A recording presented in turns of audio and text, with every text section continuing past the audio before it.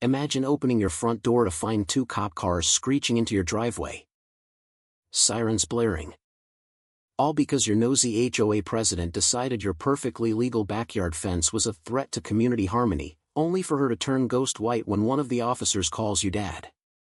This is the story of how one widow's quiet life in suburbia turned into a battlefield against petty tyranny, where every rule was a weapon and justice finally hit like a freight train. Marcus Riley had always been the steady type. The kind of guy who fixed things with his hands in his head. After 30 years as a master plumber in the union, he'd seen his share of leaks, floods, and blowouts. But nothing prepared him for the slow drip of harassment that would flood his peaceful corner of Oak Ridge Meadows, a cookie-cutter subdivision in suburban Ohio.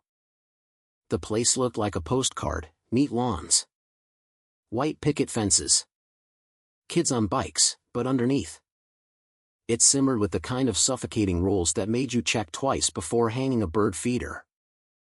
Marcus bought the house a decade ago with his wife, Elena, dreaming of barbecues and grandkids. But Elena's heart gave out 2 years back, leaving him with echoes in the hallways and a loyal mutt named Max who still sniffed her favorite chair. His kids, Sean the cop, Mia the teacher, and young Liam in college, begged him to downsize. But Marcus stayed put.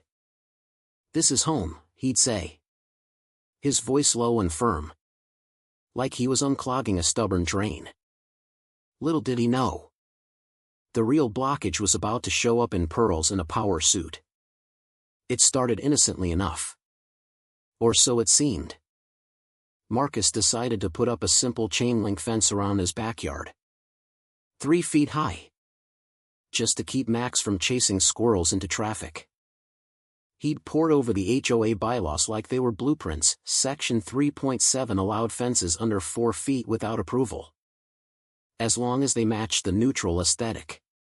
He got permits from the city, hired a licensed crew, and watched as they hammered posts into the earth on a crisp fall afternoon.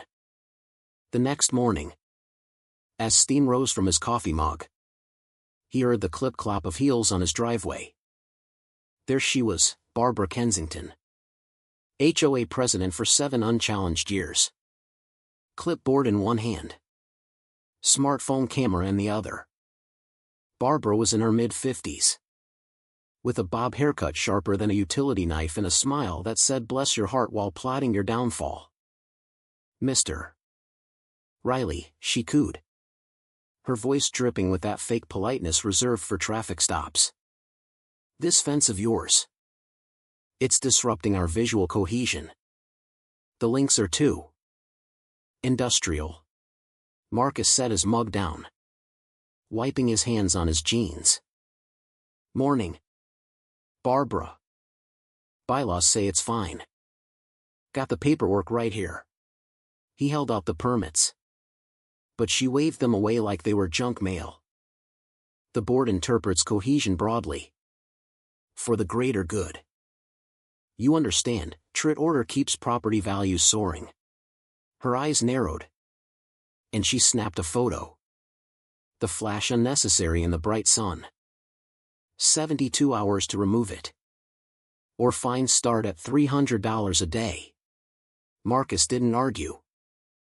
He just nodded, watching her strut away in her sensible pumps, thinking, greater good? More like your ego. But inside, he was already turning the wrench, documenting dates, snapping his own pics. Rumors started swirling on the neighborhood app. "Riley's building a prison yard, he's hiding something shady." Barbara had a knack for twisting facts into nooses, all while preaching community spirit at monthly meetings. The whispers turned to shouts soon enough. Barbara's inspections became daily rituals. She'd cruise by in her gleaming Lexus, vanity plate reading ORDR1, measuring the fence with a ruler like it might have stretched overnight. One evening, as Marcus grilled burgers alone, his phone buzzed with a violation notice emailed from the HOA: unauthorized structure posing safety hazard, potential tripping risk. He chuckled bitterly. replying with photos of kids' toys littering other yards unchecked. No response. Then came the holiday ambush. Marcus hung modest string lights along his eaves, warm whites. Nothing flashy, to chase away the winter gloom. Elena had loved them, they made the house glow like a hug. But Barbara appeared at dusk. Her breath fogging the air. Flashlight beam dancing accusingly. Excessive illumination. Mr. Riley. Our eco guidelines prohibit wasteful energy displays. Marcus leaned on his porch rail. Arms crossed. Eco guidelines? Page number? She flipped her clipboard dramatically. It's implied in the sustainability clause. Think of the carbon footprint, $1.50 fine if not dimmed by tomorrow. He spotted her own house down the block. Lit up like a Vegas strip with twinkling reindeer and a blow-up snowman. What about yours? Looks like it's powering a small grid. Barbara's lips thinned. Mine's tasteful. Yours is garish. Marcus bit back a retort. But that night, he joined a private Facebook group for HOA survivors. Learning about selective enforcement. He texted neighbors, anyone else hit with light fines? Replies flooded in, yes. But only if you'd crossed Barbara. One guy got dinged for a single wreath. Marcus started a spreadsheet. Tracking her hypocrisies. The tension built like pressure in a faulty pipe. And he waited. Patient as a plumber spotting a slow leak. Things escalated when Barbara formed the Pet Harmony Task Force, a fancy name for her crusade against four-legged nuisances. Max, a gentle lab mix who wouldn't bite a burglar, became public enemy number 1. A notice arrived, unleashed animal terrorizing common areas, witnessed chasing shadows. Marcus had let Max fetch the mail on a long leash. Right in his own yard. Barbara hand-delivered the fine. Standing on his stoop with that saccharine smile. Safety first. Mr. Riley. Pets must be restrained at all times, $400 assessment. Plus obedience classes. He recorded the exchange on his phone. Casually mentioning. Just for clarity. Barbara. Your tabby wanders my garden daily. Digging up my tulips. Her cheeks pinked. Snowflake is indoor only. Must be a stray. But Marcus's new security cams caught Snowflake mid-prowl. Time-stamped. He shared clips in the group chat. Now dubbed Oak Ridge Rebels. Neighbors chimed in, fake bark complaints. Invented allergy claims. Barbara's husband. Victor. A mid-level accountant. Started signing notices with ESQ flair. Though he wasn't a lawyer. Marcus consulted his union attorney, this is harassment. Gather evidence. He did. Uncovering Victor's kickbacks from approved vendors, every fine funneled to overpriced landscapers tied to their family. The neighborhood simmered, anonymous posts called Barbara Queen Bee, her rules royal decrees. She retaliated with a community beautification levy, targeting non-compliant homes like Marcus's. At a town hall, she preached. We must uphold standards. Or chaos reigns. Marcus sat silent. Noting her trembling hands, fear of losing control. He whispered to a neighbor. Watch her squirm when the hive turns. The boil-over hit at the emergency HOA meeting Barbara called to address chronic violators. The clubhouse buzzed with 50 residents.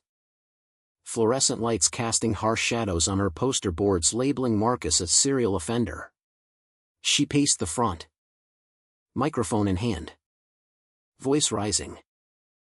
Mr. Riley's fence. Lights. And feral beast undermine our values. He's inciting rebellion, threatening our way of life. Murmurs rippled, some nodded. Brainwashed by her spin. But Marcus's allies stood, a retired bookkeeper with audit printouts showing embezzled dues. A paralegal with harassment logs. Barbara, the bookkeeper said coolly. Your fines padded $15,000 in personal spa trips. Gasps echoed. Barbara's face twisted, smug to snarling. Lies. This is slander. She fumbled her phone. Dialing 911 theatrically. Emergency. Riot brewing, send units now. These agitators are violent. The room froze, no one had raised a voice. Sirens wailed closer. And Barbara smirked. Order restored. Doors burst open, officers stormed in. Expecting mayhem. Finding folded arms and coffee cups. Who's the complainant? The lead cop barked. Barbara pointed at Marcus. Him. Arrest him. But the second officer stepped forward. Badge gleaming, Sean Riley. Marcus's son. Detective Sergeant. Dad? What's this nonsense? Barbara's jaw dropped. Color fleeing her face like rats from a sinking ship. Why you? Related? Sean flipped his notebook. Ma'am. Describe the riot. She stammered. Tea threats. Disruption. But evidence poured out, false reports. Fraud docs. Sean's voice hardened. Filing fake 911s is a felony. Hands behind your back. Cuffs clicked, Barbara wailed. This is injustice. As she was let out. Neighbors cheered, the tyrant dethroned in her own arena. In the aftermath. Oak Ridge breathed free. Barbara pled guilty to fraud and abuse of services, 6 months probation. $10,000 restitution. Banned from boards forever. Victor's firm fired him, their McMansion sold to a family who planted wildflowers. The new HOA slashed rules. Refunded fines. Started real events like block parties. Marcus's fence stayed, his lights shone brighter. He dated the bookkeeper. Finding laughter again. Sean got promoted for exposing the scam. The neighborhood bloomed, gardens. Tool shares. No more clipboard patrols. Marcus reflected on Elena's dream, true community. Built from standing tall. But here's the kicker, was Barbara the real villain? Or just a symptom of systems that let petty power corrupt? You tell me, in a world of absurd rules. Who's truly breaking the peace, the rule follower or the enforcer? Drop your take below, who's wrong here?